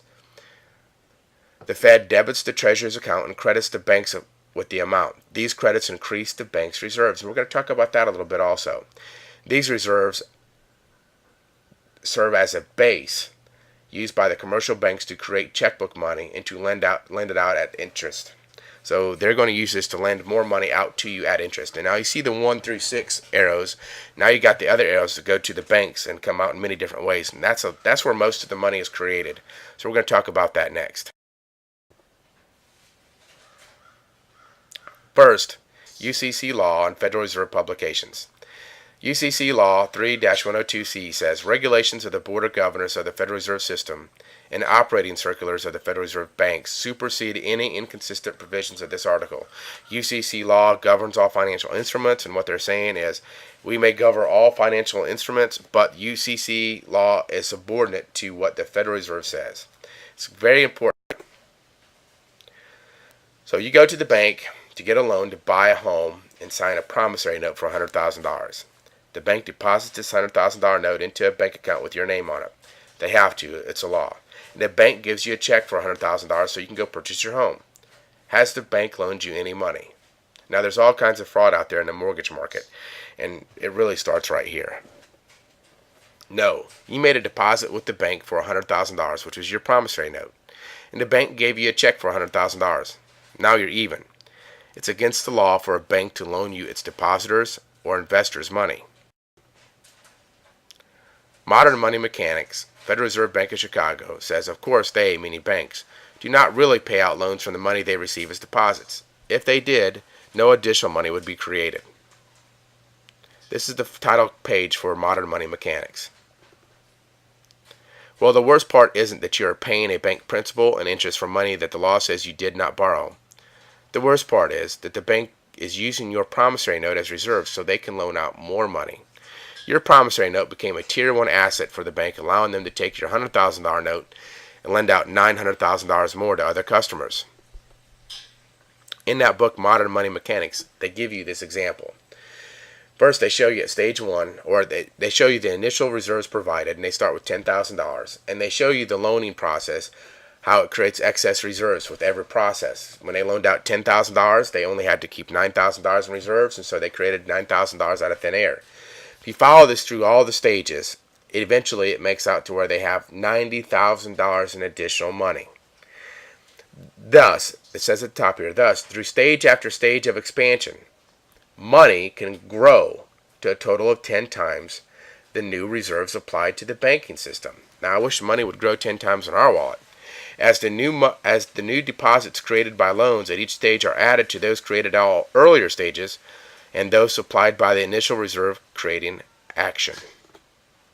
So here they give you a graph of what that looks like. The initial deposits there to the left in the dark, $10,000, and everything else is money completely created by the act of loaning money. Your promissory note became money, became cash, and now it's in the bank as an asset. Money in banking, page 11, explains that when banks grant loans, they create new money. The new money is created because a new loan becomes a deposit, just like a paycheck does. Next is a copy of a promissory note that has been stamped, paid to the order of, without recourse, so it could be deposited by a bank. Here's the first page of a promissory note. It's a normal average promissory note. Here's the second page, and I zoomed it in there so you could see where it says paid to the order of. They turn that promissory note into a same thing as cash, same thing as a check, whatever it is, and deposit it into the bank. Money in banking says, most people suppose that banks lend the deposits of its customers. However, no bank ever lends its deposits. I bet you thought from the Federal Reserve Bank of New York says banks create new money by depositing promissory notes. The receipt of cash from depositors increase both its assets and its deposit liabilities, which enables it to make additional loans and investments. It accepts as an asset the borrower's debt obligation. Banks create new money by depositing promissory notes. And it also says money does not have to be intrinsically valuable, be issued by government, or be in any special form, because the most common form of money is your signature. As a title. There once was a girl, no one dare speak her name. Once you see her story, you have 7 days to live. Rings, rated PG-13, February 3rd. As your signature. As a title page for that book. He faces a debt from the Federal Reserve Bank of Chicago says, such newly created funds are in addition to funds that all financial institutions provide in their operations. A deposit created through lending is a debt that has to be paid on demand of the depositor. Depositors' balance rise when the depository institution extends credit, either by granting a loan or by buying securities from the depositor in exchange for the note or security. What they're saying here is if you walked into the bank and you borrowed $100,000 to buy a house, that bank takes that $100,000 promissory note, deposits it into the bank. If you had good credit, it becomes a Tier 1 asset, and they can monetize it or expand it 10 times. If your neighbor walks into the bank with $100,000 that he dug up out of his backyard and bought a $100,000 CD, he deposits that into the bank. It becomes, again, a Tier 1 asset. The bank can monetize it 10 times the same way they can your promissory note. The difference is they're going to pay your neighbor back at interest, and at the end of 5 years, whatever the CD is, he gets all his money back. But you don't get anything. They go on to say, in this case, no one loses a deposit. The money supply is simply increased. New money has been brought into existence. This is the title page. Generally accepted accounting principles. Federal statutes, Title 12 says banks must follow the generally accepted accounting principles. While a 2003 edition of the Generally Accepted Accounting Principles on page 41, underneath the section of cash and cash equivalent states, anything accepted by a bank to deposit would be considered as cash. So your promissory note is deposited at the bank the same way your paycheck is. The bank uses that deposit as reserves so they can create more money to loan out to other customers. Further evidence that the money we use today is created by you. Congressional Record 1933, page 83, says, "The money will be worth 100 cents on the dollar because it is backed by the credit of the nation. It will represent a mortgage on all the homes and all the other property of all the people of the nation." This is a page from that particular congressional record. Congressional Record, April 9th, 1934. Congressman Patman says, "A Federal Reserve Bank has a great privilege. It has the right to issue a blanket mortgage on all the property of all the people of this country. It is called a Federal Reserve Note. For that privilege, Section 16 of the Act provides that when a government prints a Federal Reserve Note and guarantees to pay that note and delivers it to a Federal Reserve Bank, that Federal Reserve Bank shall pay, it seems to be mandatory," he's saying, "the rate of interest that is set by the Federal Reserve Board. The law has never been put into effect. The Federal Reserve Board sets the zero rate. Instead of charging an interest rate, which the law says they shall charge, they set no rate at all.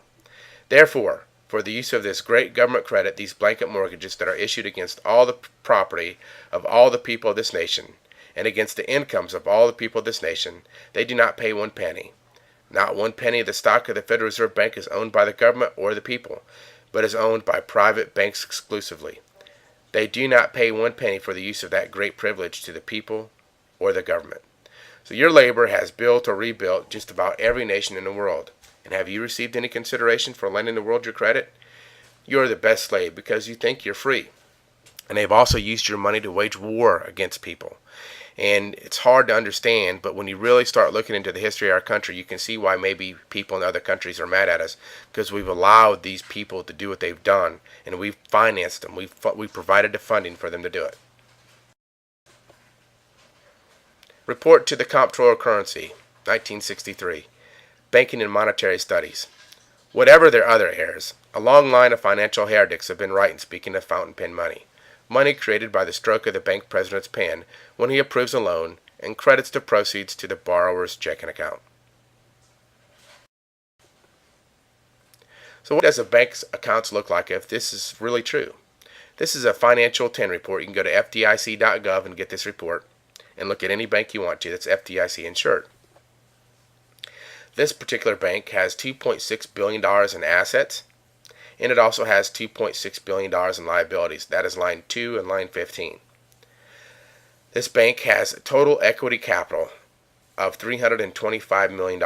So all the buildings, equipment, asset, stock, preferred and non-preferred stock equals $325 million. But somehow or another, this bank has had $2.1 billion to loan out. So this shows and proves that banks create money out of thin air. Nowhere on their ledger will you find that they had $2.1 billion alone. They created it with your promissory note. So if banks work that way, why haven't somebody sued them? Well, they have, and they've won. First National Bank of Montgomery versus Jerome Daly.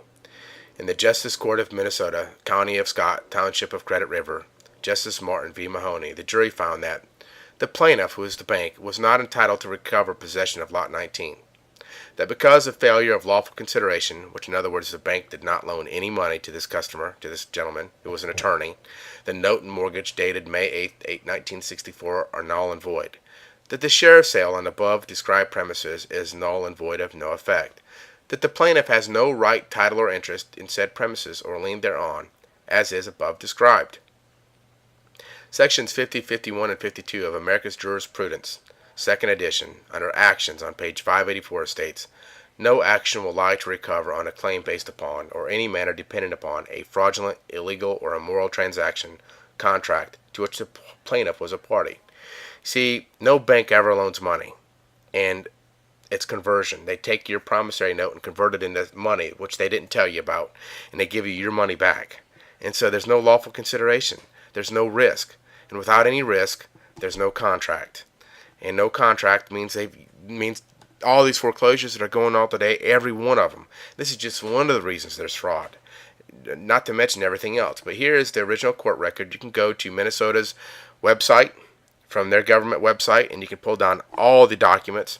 It's got testimony from the Federal Reserve Bank, from the bank that that was foreclosing on him, and they all said the same thing. Yep, we didn't loan you any money, but they thought the judge and the jury would go their way, and they didn't. This is all 3 pages.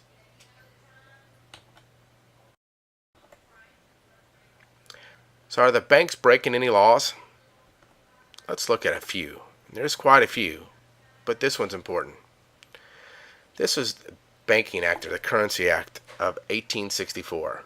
It's an act to provide a national currency secured by the pledge of the United States bonds and provide for circulation and redemption thereof. Section 27.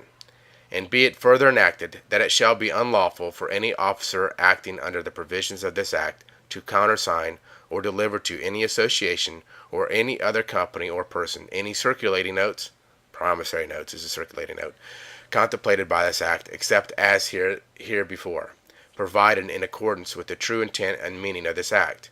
And any officer who shall violate the provisions of this section shall be deemed guilty of a high misdemeanor, and on the conviction thereof shall be punished by a fine not exceeding double the amount so countersigned, and delivered into imprisonment not less than 1 year, and not exceeding 15 years, at the discretion of the court in which he shall be tried. Section 28. And it shall be further enacted that it shall be lawful for any such association to purchase, hold, and convey real estate as follows. And it goes through the couple of reasons, 5 reasons, how they can hold property. At the bottom of that one, it says, such association shall not purchase or hold real estate in any other case for any other purpose than as specified in this section, nor shall it hold the possession of any real estate under mortgage, or hold the title and possession of any real estate purchased to secure any debts due to it for a period longer than 5 years. How many bankers and people that work in banks would be going to prison for 15 years if this law was enforced? Section 53.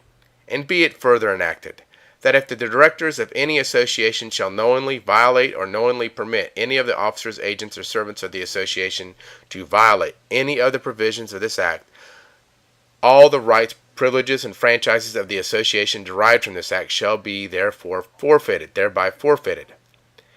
And in cases of such violation, every director who participated in or assented to the same shall be held liable for his personal and individual capacity for all damages which the association, its shareholders, or any other person shall have sustained in consequence for this violation. Again, you guys, we got prison time for bankers for doing what they do every day. It's completely against the law. Here is a 2009 Popular's name table of this particular section, and you do this so you can see what amendments have been done. And the Currency Act that we just talked about last was amended in 1908, and they've never taken those particular parts of the National Currency Act out. Still in law today, but the Office of the Comptroller of Currency will not enforce it. So just like anything else, we got laws in effect to protect us, but the people that we elect to enforce it won't do it. Julius Caesar was assassinated by the senators of Imperial Rome for turning the empire over to the Canaanite bankers. Rome was once a great and mighty power, but it was destroyed without a battle, as was Babylon, Egypt, and Greece. The bankers have ordered the murders of kings, world leaders, and presidents because they threaten their control. Research Executive Order 11,110, signed into law by President Kennedy. For the first time since 1913, it was going to start allowing Treasury to print money again, without the Fed's approval. Then research how long it took President Johnson to repeal that order.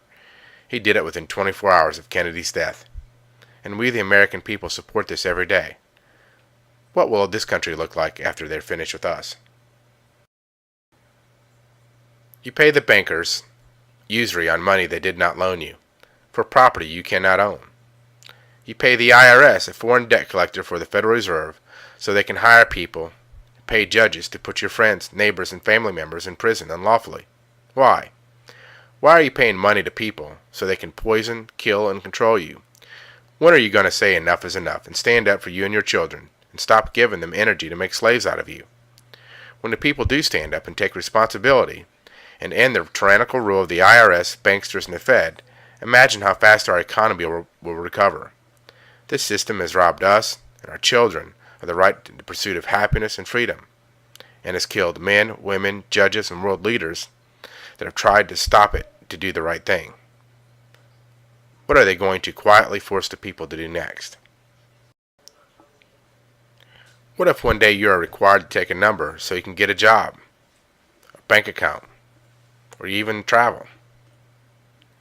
The Bible in Romans 13:17 says, "And that no man might buy or sell, save that he had the mark, or the name of the beast, or the number of his name." Could that ever happen to us? Could it be close at hand? What about this number? We all have to have a social security number. You need it for a job, bank account, or travel documents, and much more. Now, I'm not saying that this is the number God was talking to us about. But don't think the United States is the only country that requires a number like this. Every developed country has its version of the Social Security number. We have discussed the Civil War, 14th Amendment, and Trading with the Enemy Act, and how they've been used to make us all enemies, so they could take away our gold, property, labor, without due process. We have unquestionable evidence that Congress, the President, and the courts are completely aware of what they've done to make us all slaves. We know that our government sells us into slavery to a private bank called the Federal Reserve. We know that without us borrowing money into existence to purchase our homes, cars, or whatever, that money cannot exist. So we know that without debt and slavery there is no money. So what can the people do? What about the Constitution? Will that protect us? The judge in the Paddleford case in 1854 stated, "But indeed no private person has a right to complain by suit in a court, on the ground of breach of the Constitution. The Constitution, it is true, is a compact, but he is not a party to it. The states are parties to it, and they may complain. If they do, they are entitled to redress, or they may waive the right to complain. You see, you and I never signed the Constitution. It's not our contract. The states had representatives there that signed the Constitution, not us." But the Ninth Amendment says, "The enumeration in the Constitution of certain rights shall not be construed to deny or disparage others retained by the people." That's us. The 10th Amendment says, "The powers not delegated to the United States by the Constitution, nor prohibited by it to the states, are reserved to the states, respectively, or to the people." The Declaration of Independence says, "We hold these truths to be self-evident, that all men are created equal, that they are endowed by the Creator with certain unalienable rights, that among these are life, liberty, and the pursuit of happiness." Now really quick, an unalienable right, pronounced inalienable in today's words, means a right that cannot be liened or a right given to you from God. It's a right that you don't have to pay for to have. So when you have to pay for property taxes or different things like that, you're paying for a right that's supposed to be naturally unalienable. To continue, that to secure these rights, governments are instituted among men, deriving their just powers from the consent of the governed. That whenever any form of government becomes destructive of these ends, it is the right, I would say the duty of the people to alter or abolish it, and to institute new government. And for the support of this declaration, with firm reliance on the protection of the divine providence, we mutually pledge to each other our lives, our fortunes, and our sacred honor. When the people stand up and assume their unalienable rights, they will truly own property, and the unconstitutional property taxes will be gone, and illegal theft of generations of work will be done away with. In the 1700s, it was the preachers that refused to take a license from the king that helped lead the people to freedom. Our churches used to keep us informed and tell the people the truth. The people depend on our churches. But today, most of our churches are state-run churches, and it can only say what the state allows them. If a 501c3 church wants to tell the people the truth, they risk severe penalties from the government. When the people stand up and free our churches, they will not have to worry about speaking the truth again. When the people stand up, we'll get our schools to start educating our children again, instead of teaching them to be better slaves. Woodrow Wilson, then president of Princeton University, said the following to the New York City School Teachers Association in 1909. "We want one class of person to have a liberal education, and we want another class of person, a very much larger class of necessity, in every society, to forego their privileges of a liberal education, and fit themselves to perform specific, difficult manual tasks. But the motive behind the disgusting decisions that bring about these needs need not be class-based at all. They can stem purely from fear or from the by now familiar belief that efficiency is paramount virtue rather than love, liberty, laughter, or hope. Above all, they can stem from simple greed. H. L. McKinnon wrote in the American Mercury, April 1924, "The aim of public education is not to fill the young of the species with knowledge and awaken their intelligence.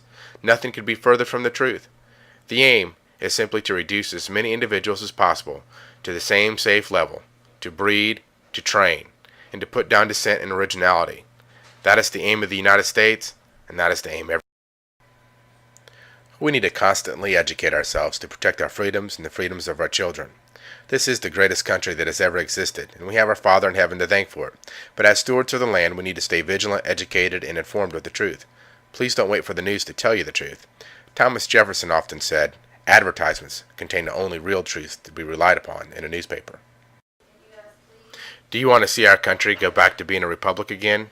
Or do you like being considered the enemy and having the same rights as a slave?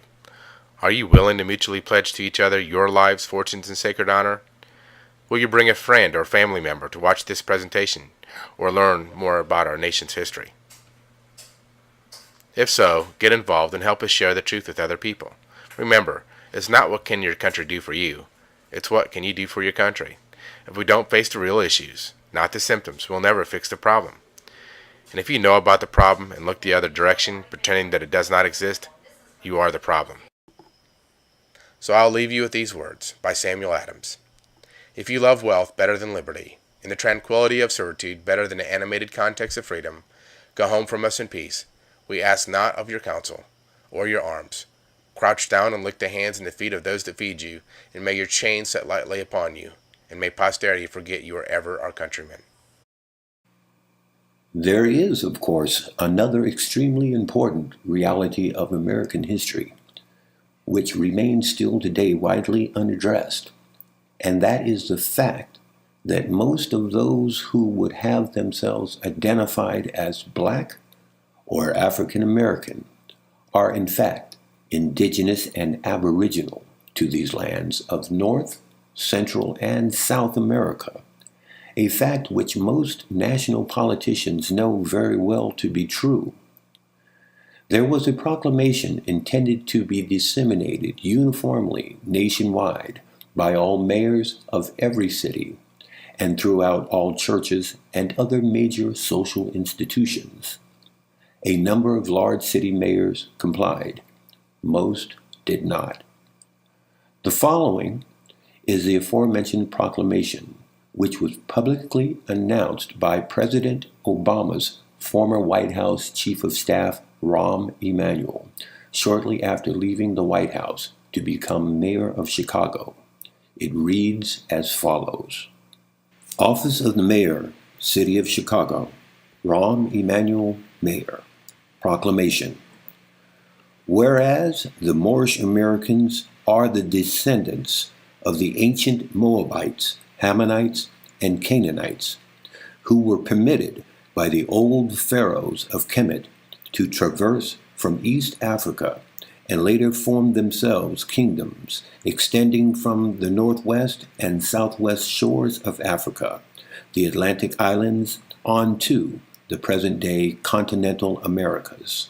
And whereas the indigenous Moorish people of the Americas are now united in order to again link themselves with the family of nations, and whereas the Moorish Americans, being aboriginal to these territories of North, Central, and South Americas, have formed a sovereign, theocratic government, guided by the command principles of love, truth, peace, freedom, and justice, through virtue of universal right of self-determination, as well as with the Declaration on the Rights of Indigenous People granted in the Charter.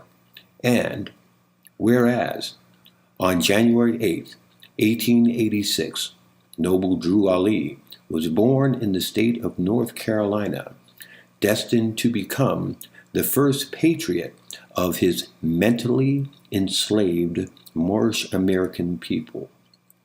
In 1912, he was later anointed as El Hajj Sharif Abdul Ali by the heads of Egypt and Holy City of Mecca to return to the United States as the last prophet and founding father of the newly risen nation of Moorish Americans.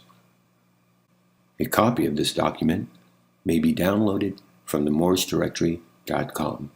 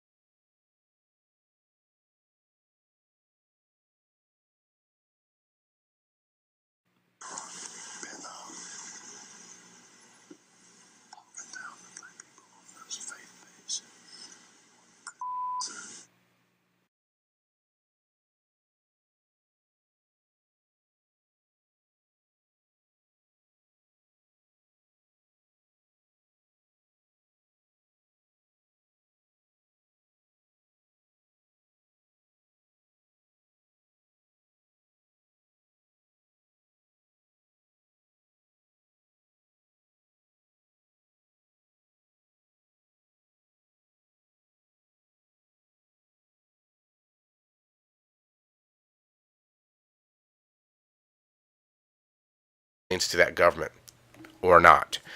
Basically, they're saying right there, it doesn't matter if you were against us in the war in the South or whatever the deal was, the martial law is going to extend to your property and to the person, whether they were enemies or not. And that's pretty simple. That's how this affects the North also.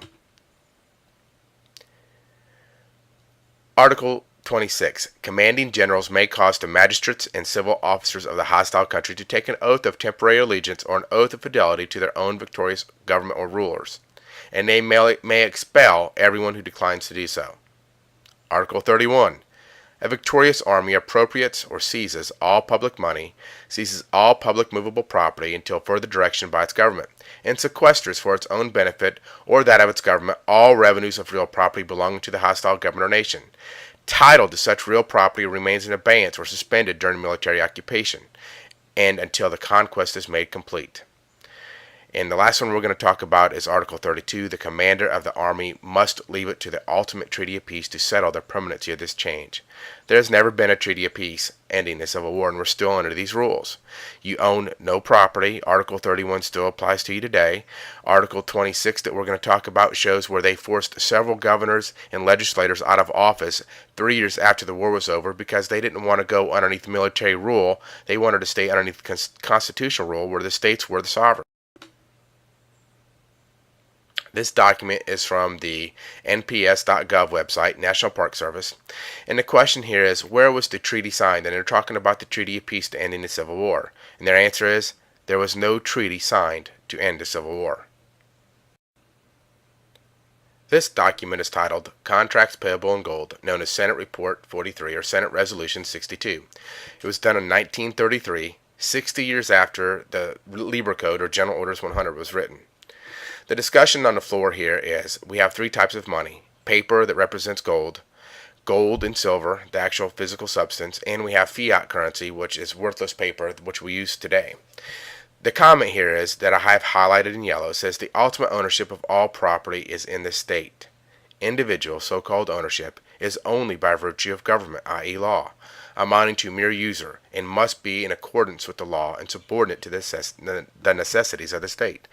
If you look at your deed, it says you're a tenant. Look up the definition of what a tenant is. You're a renter. So basically what happened, or what this proves, one of the ways, is that you own no property. You pay mortgages on property that you own. You pay property taxes on property that you don't own. Your car you don't own. You own nothing. And when they say the ultimate ownership of all properties in the state, they mean that. That's how they can seize your property anytime they want to. It's really theirs and you're just using it. Fourth Amendment of the Constitution, ratified in 1791, says the right of the people to be secure in their persons, houses, papers, and effects against unreasonable searches and seizures shall not be violated. Clearly, they took everybody's property in 1863, and this includes the North, the population of the North, and they did not notify anybody that this happened. They're very patient. So everything was settled after the war, right? What happened? In 1865, North Carolina was admitted back into the Union as the 12th state. December 4th, 1865, North Carolina even ratified a new 13th Amendment, proving the state was back into the Union. The old 13th Amendment, that was ratified in 1819, was removed from the history books in the Constitution, unlawfully, of course. It said, if any citizen of the United States shall accept, claim, receive, or retain any title of nobility or honor, such person shall cease to be a citizen of the United States and shall be incapable of holding any office or trust, profit under them or either of them. An example here is Esquire. Let's look at the original archive certified copy of the 13th Amendment. This came from the Texas State Library in 2009.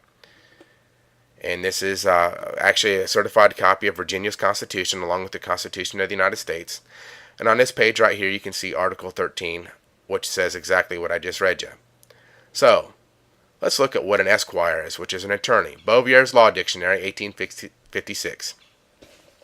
Esquire, a title applied by courtesy to officers of almost every description, to members of the bar, and to others. Okay? It is a title next above that of a gentleman and below a knight. Now, most of you don't really understand this because we just weren't taught it properly in school, but there are no titles in this country because everybody was a king. That's what a sovereign is. We were kings on the land.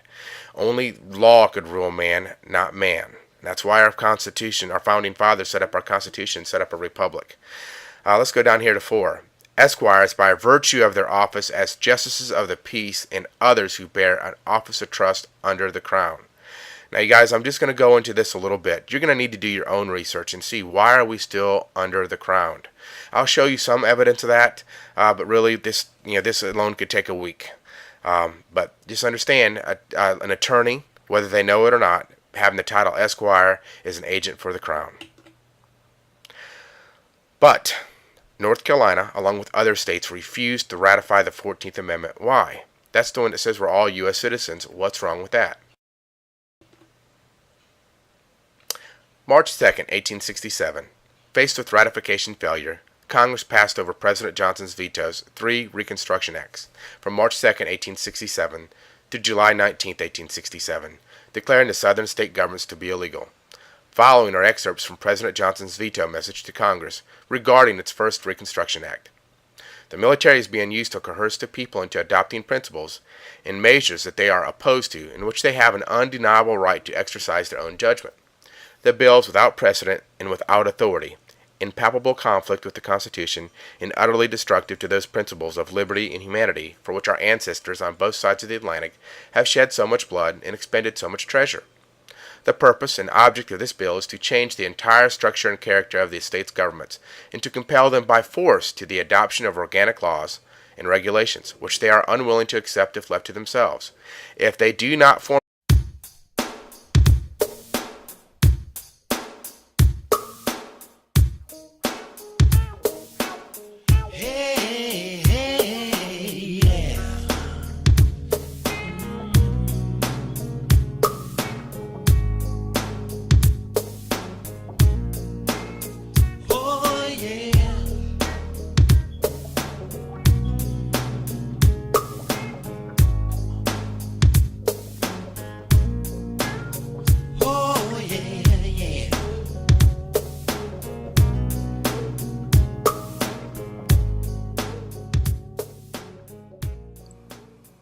The following information does not represent the views nor opinions of any one particular public nor private individual, group, sector of society, nor corporation. The historical realities you will receive in this presentation are merely a reflection of facts being shared in which our public school system has conveniently left out of its curriculum. Merely facts which are being provided in the public interest and in keeping with the U.S. Federal Copyright Law Fair Use Doctrine Title 17, U.S. Code Section 107 through 118, and may be researched and found to be completely accurate as part of the readily available public record. And certified copies of the documents revealed here may also be obtained from the Library of Congress and from the various states mentioned herein. No information presented here should be misconstrued as rendering legal advice, nor is any advocacy of violence being called for. Most disagreements can be solved peacefully, starting with the person in the mirror. And how you constructively put the following information to use is your decision alone and should be effectuated in an appropriate positive manner conducive to positive resolve and equitable remedy. The following information regarding a global banking cartel's corporate takeover of America will provide a clear and concise explanation of a series of important historical facts which impact upon your individual property, civil, and human rights. As a furtherance of balanced, non-biased transparency, this presentation will be provided by a patriotic American educator of European descent whose only desire and interest is to provide a fair, honest, and accurate historical account of matters which most historians have conveniently heretofore not disclosed. And finally, because we recognize with all honesty that it would be, in every logical sense, clearly disingenuous of us to alter any aspect of the aforementioned presenter's statements, the following is being provided without edits of any matter. The facts I'm going to show you are not Republican or Democratic in nature. They are documents from the Library of Congress, state archives, Supreme Court, Senate, and congressional records and reports. Anyone can go get a certified copy of any of these documents for your own research. What I'm going to show you is a small but important part of what has delivered this country into its current condition. I kindly ask you, do not believe what I'm going to show you. Please do your own research and the truth will be yours. One of the reasons we are in the shape we are in as a country is because we let others tell us what the facts are. The story I'm going to tell you is about a corporate takeover that history forgot to tell you about. J. Edgar Hoover said, "The individual is handicapped by coming face to face with a conspiracy so monstrous that people cannot believe that it even exists. I promise you this conspiracy exists." So some things we're going to talk about today is why did we fight the Civil War?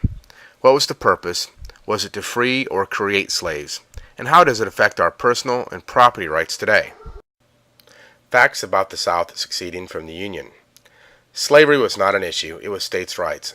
Lincoln even told President Davis that slavery would be intact if they came back into the Union. Davis' response was, no, because slavery is not the struggle we fight in this war. 4 states that fought with the North were slave states throughout the war. President Buchanan did not wage war on the seceded states. All these states succeeded while he was in office.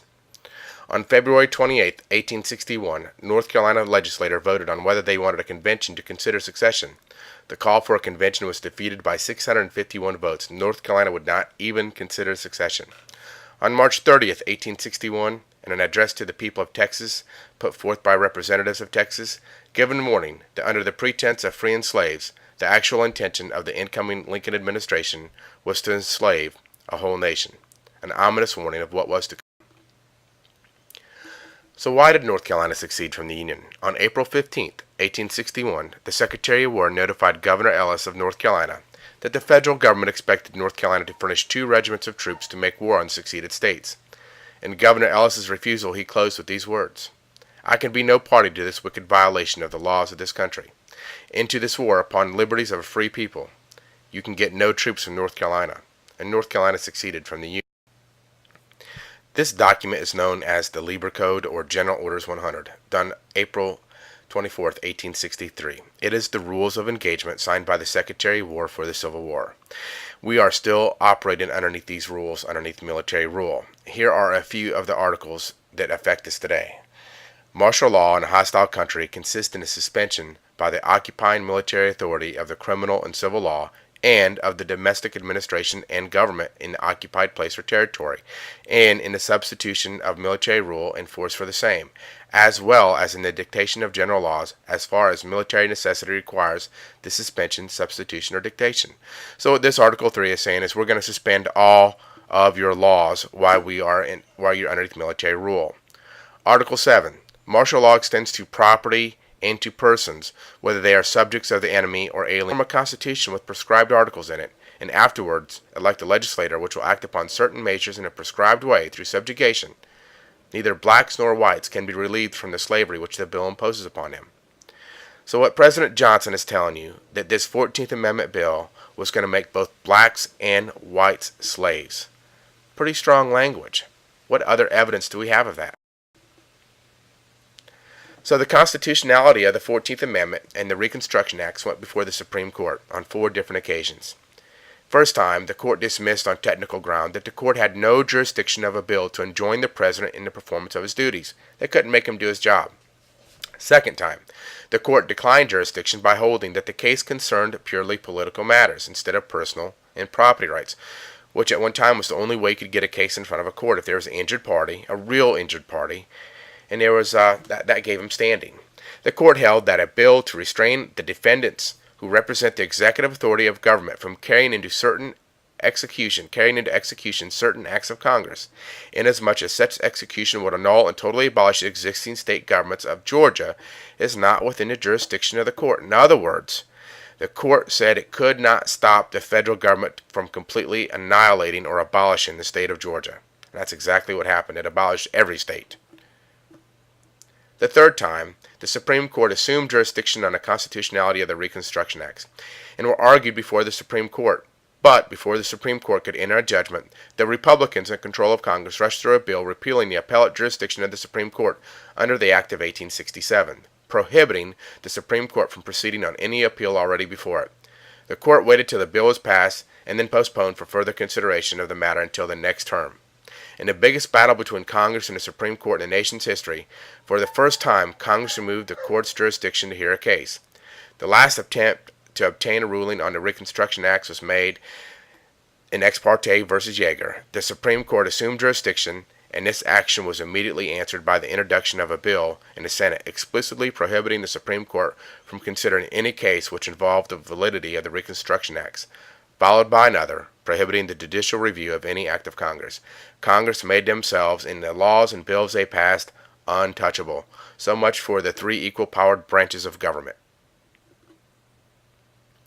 The Tulane Law Review, Volume 28 of 1953, an article entitled The Dubious Origin of the 14th Amendment, by Walter J. Sutton, Jr., former president of Louisiana State Bar, states, "The most extreme and amazing feature of the Act as the requirement that each excluded state must ratify the 14th Amendment in order to again enjoy the status and rights of a state, including representation in Congress. Section 3 of the Act sets forth this compulsive coercion thus imposed on southern states. The most apt characterization of this compulsive provision, placing these states under military authority, there to remain until they comply, inter alia, with this requirement of ratifying the rejected 14th Amendment, is found in a speech of Senator Doolittle of Wisconsin, a Northerner, a conservative Republican. During the floor debate on the bill, he said, 'My friend